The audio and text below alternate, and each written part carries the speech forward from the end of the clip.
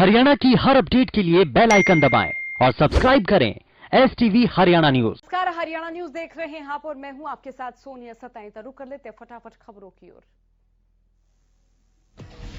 14 फरवरी का दिन इतिहास में जम्मू कश्मीर की एक दुखद घटना के रूप में दर्ज है। पुलवामा हमले के 2 बरस बीत गए हैं, लेकिन उस घटना के जख्म आज तक हरे हैं। जम्मू श्रीनगर नेशनल हाईवे पर जब आतंकवादियों ने विस्फोटक भरी कार से CRPF काफिले पर कायराना हमला किया था। इस आत्मघाती हमले में CRPF के 40 जवान शहीद हो गए थे और कई गंभीर रूप से घायल हुए। धमाका इतना भयंकर था कि बस के परखच्चे तक उड़ गए थे। आत्मघाती धमाके के बाद लोग कुछ समझ पाते, उससे पहले ही आतंकियों ने CRPF की 78 गाड़ियों के काफिले पर ताबड़तोड़ गोलीबारी शुरू कर दी थी। हमले की जिम्मेदारी पाकिस्तानी आतंकी संगठन जैश-ए-मोहम्मद ने ली थी।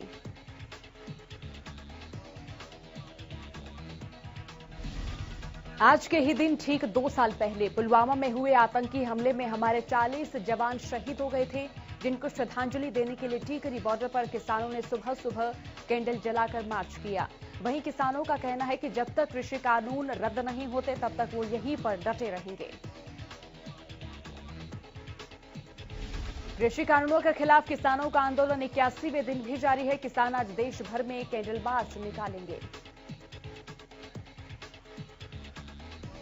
किसान आंदोलन के मद्देनजर प्रदेश भर में किसान महापंचायतें करने में जुटे भारतीय किसान यूनियन के राष्ट्रीय प्रवक्ता राकेश टिकैत 18 फरवरी को फतेहाबाद और हिसार जिले सहित राजस्थान के सीमावर्ती क्षेत्रों की महापंचायतों में शिरकत करेंगे।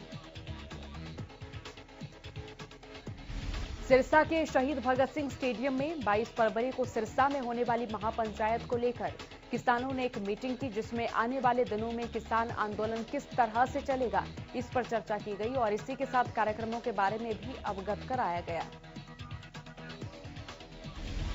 भिवानी में कृषि मंत्री JP दलाल ने एक पत्रकार वार्ता का आयोजन किया और आयोजन करते हुए उन्होंने बताया कि नए कृषि कानून किसानों के पक्ष में हैं। जो किसान पुरानी मंडी व्यवस्था और MSP को लेकर आशंकित हैं, उन्हें जरा भी घबराने की जरूरत नहीं है, क्योंकि पुरानी व्यवस्था पहले की तरह ही चलती रहेगी। बरवाला के भगत सिंह चौक पर कांग्रेस ने किसान सम्मेलन का आयोजन किया, जिसमें बतौर मुख्य अतिथि कांग्रेस की प्रदेश अध्यक्ष कुमारी शैलजा ने शिरकत की।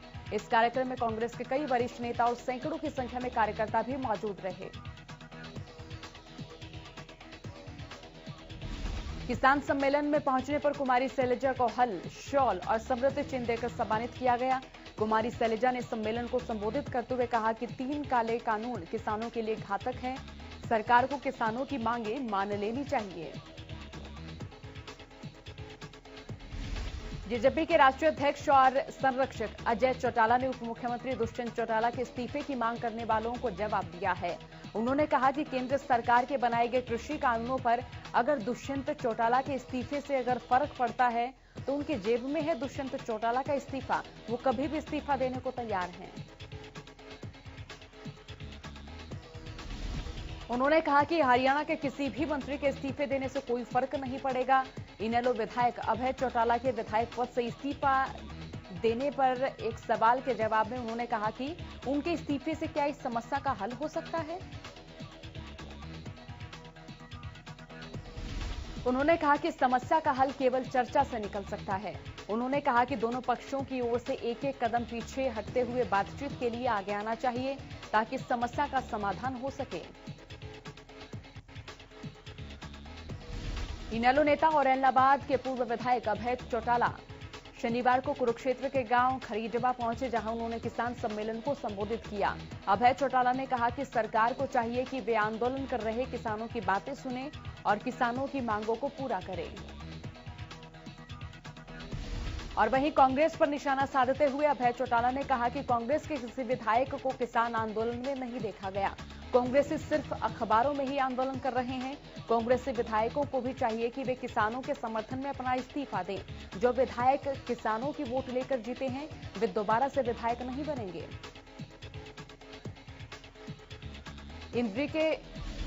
इंद्री के गांव डबकोली में इनेलो ने किसान जन जागरण अभियान कार्यक्रम का आयोजन किया। इस कार्यक्रम में इनेलो नेता अभय चौटाला ने शिरकत की। अभय चौटाला ने एक बार फिर किसान आंदोलन कर सरकार पर जमकर वार किए।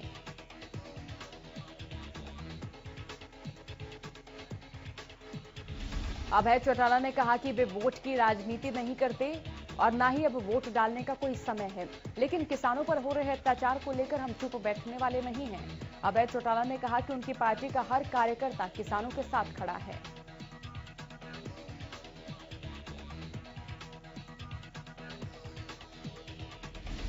नांगल चौधरी पुलिस ने नकली शराब, अवैध शराब और नशाखोरी के खिलाफ अभियान चलाया, जिसके तहत पुलिस ने शनिवार शाम गांव धनोता में छापेमारी की, जिसमें पुलिस ने एक आरोपी को 55 पेटी अवैध देसी शराब के साथ गिरफ्तार किया। वहीं पुलिस ने मामला दर्ज कर मामले की तफ्तीश शुरू कर दी है।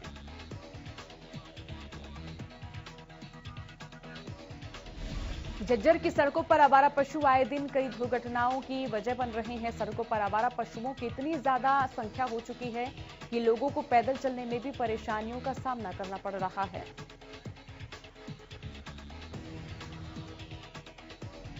और इन्हीं आवारा पशुओं की वजह से सबसे ज्यादा बाइक सवारों को परेशानी उठानी पड़ रही है।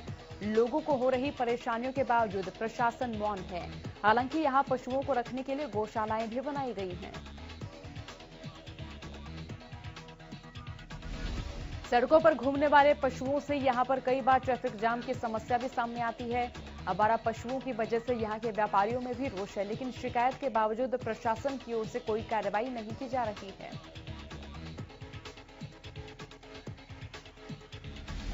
नांगल चौधरी के गांव सिरोही बहाली में नेशनल हाईवे पर टोल प्लाजा शुरू होते ही स्थानीय लोगों ने विरोध करना शुरू कर दिया। स्थानीय लोगों ने 15 किलोमीटर तक टोल में छूट की मांग की। ग्रामीण अपनी मांगों को लेकर अब टेंट लगाकर यहां धरने पर बैठ गए हैं। कलानौर के लाहली गांव में ग्रामीणों ने जलघर में धरना दिया।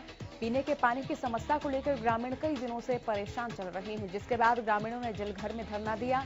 और वहीं इन लोगों का कहना है कि गांव में खारे पानी की सप्लाई दी जा रही है, जिससे वो पेयजल की पर्याप्त मात्रा को तरस रहे हैं। फरीदाबाद में पर्वतीय कॉलोनी में गली में गंदा पानी भरे होने का प्रशासन ने संज्ञान लिया है और प्रशासन ने कॉलोनी की गली में सफाई के लिए कर्मचारियों को भी भेज दिया है। जानकारी दे दें कि इस गली में काफी वक्त से गंदा पानी भरा हुआ था और कुछ समय में युवती की बारात आने वाली थी, जिसको लेकर युवती ने सीएम मनोहर लाल को ट्वीट किया था और हरियाणा न्यूज ने इस खबर को प्रमुखता से फैलाया था, जिसके बाद प्रशासन ने इसका संज्ञान लिया। फतेहाबाद के सरकारी कार्यालयों में कर्मचारियों को विशेष शिक्षित करने की कवायद शुरू हो गई है। अलग अलग 38 विभागों के कर्मचारियों को तकनीकी ट्रेनिंग दी जा रही है। अब तक 1000 से ज्यादा कर्मचारी तकनीकी ट्रेनिंग ले चुके हैं और लैब में कर्मचारियों को सरकारी विभागों के सॉफ्टवेयर पर काम करने की प्रैक्टिकल ट्रेनिंग दी जा रही है। भिवानी पुलिस महानिदेशक हरियाणा की ओर से दृश्यता अभियान चलाया गया है। इस अभियान के तहत स्पेशल नाके लगाकर वाहनों की चेकिंग की गई। यह अभियान सुबह 9 बजे से दोपहर 3 बजे तक चलाया गया। वहीं भिवानी में बस स्टैंड के आसपास के क्षेत्र और बाजारों में कड़ी निगरानी की गई। उप अधीक्षक वीरेंद्र सिंह ने बताया कि यह अभियान आम जनता में मनोबल बढ़ाने के लिए है और इसके विपरीत क्राइम पर भी अंकुश लगाने के लिए ये अभियान चलाया जा रहा है। अंबाला बस स्टैंड पर सफाई का विशेष ध्यान रखा जा रहा है और यही कारण है कि यहां लठवाले ताऊ की नियुक्ति की गई है। ये ताऊ बस स्टैंड पर मौजूद लोगों को साफ सफाई के बारे में जागरूक करने की सलाह। हरियाणा रोडवेज की एक बस के चालक का वीडियो सोशल मीडिया पर जमकर वायरल हो रहा है, जिसमें बस चालक फोन पर बात करते हुए बस ड्राइव करता हुआ नजर आ रहा है। वीडियो फतेहाबाद जिले के भूना रतिया रूट का है, जिसे बस में सवार एक यात्री ने शनिवार को बनाया।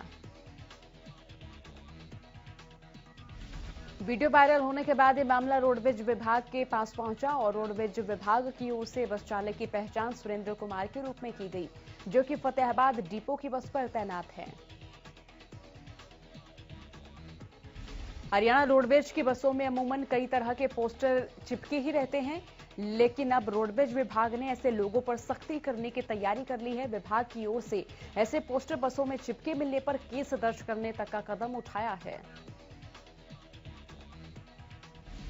नूह में अवैध कॉलोनियों के विकसित होने पर रोक लगाने के मकसद से जिला उपायुक्त धीरेन्द्र धड़गटा के आदेश पर प्लॉटों की रजिस्ट्रियों के पंजीकरण पर रोक लगा दी गई है। और इसी बीच जिन लोगों ने इसे गलत भी बताया है, लोगों ने जिला उपायुक्त के आदेश को शहरों में प्लॉटों के पंजीकरण के रोक को ठीक बताया। कैथल की इंडियन ऑयल कॉरपोरेशन लिमिटेड की पानीपत बठिंडा पाइपलाइन में सेंध लगाए जाने का एक मामला सामने आया। सिविल लाइन पुलिस ने मुकदमा दर्ज कर मामले की तफ्तीश शुरू कर दी है। पुलिस को दी शिकायत में पानीपत इंडियन ऑयल की कॉरपोरेशन के सहायक निरीक्षक अभियंता रविराज ने बताया कि एक जगह 2 इंच मोटा और 6 इंच लंबा पाइप वेल्डिंग कर उसके ऊपर 2 बल्ब भी लगाए गए हैं और वहीं दूसरी ओर 2 इंच का एक बल्ब लगाया हुआ है।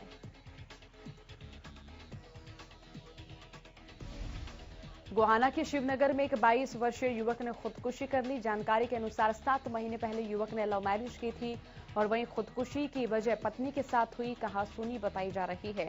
सूचना पाकर मौके पर पहुंची पुलिस ने शव को कब्जे में लेकर आगे की कार्रवाई शुरू कर दी है।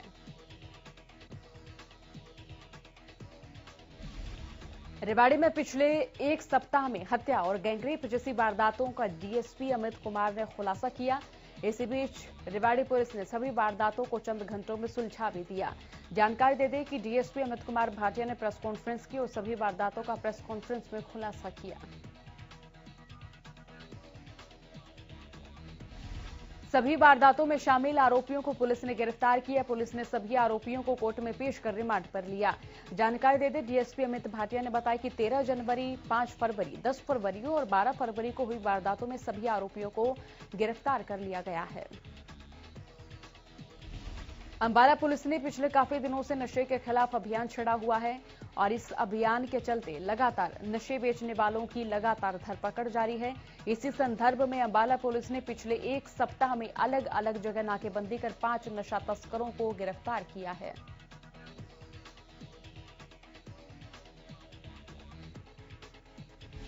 इसी बीच बहादुरगढ़ में पुलिस कस्टडी के दौरान एक युवक की संदिग्ध परिस्थितियों में मौत का मामला सामने आया। दरअसल युवक को सीआईए टीम ने चोरी के आरोप में गिरफ्तार किया था और इस दौरान युवक ने जेल में फांसी लगाकर आत्महत्या कर ली।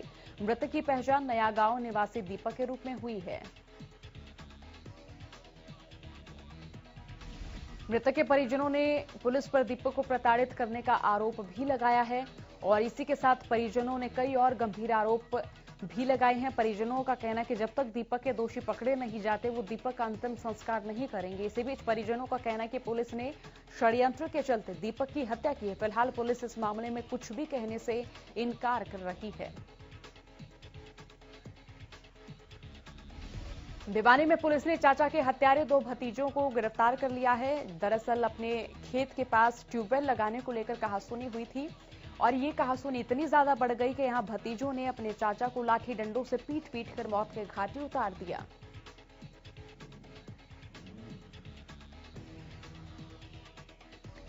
रोहतक के जाट कॉलेज के पास एक अखाड़े में हुई ताबड़तोड़ फायरिंग में 5 लोगों की मौत हो गई और कई लोग घायल हो गए। मारे गए लोगों में 3 कुश्ती कोच और एक महिला पहलवान शामिल हैं। घटना में मारी गई महिला पहलवान उत्तर प्रदेश के मथुरा की बताई जा रही है। मिली जानकारी के अनुसार पुरानी रंजिश के कारण गोली मारी गई है, तो वहीं घायलों को इलाज के लिए अस्पताल में भर्ती कराया गया और इस हत्या में जिस हत्यारे का नाम सामने आया है वो भी कुश्ती कोच रह चुका है, जिसका नाम सुखविंदर मोर है।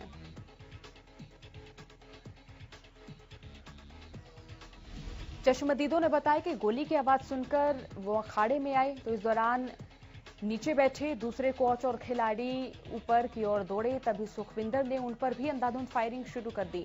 वहीं पुलिस ने आरोपी सुखविंदर को दिल्ली के समयपुर बादली से गिरफ्तार किया है। रोहतक जाट कॉलेज में अखाड़े में फायरिंग कर 5 लोगों की हत्या करने वाले आरोपी की मां का बयान भी सामने आया है। आरोपी सुखविंदर की मां सरोजिनी ने कहा है कि वो अपने बेटे का मुंह तक नहीं देखना चाहती है।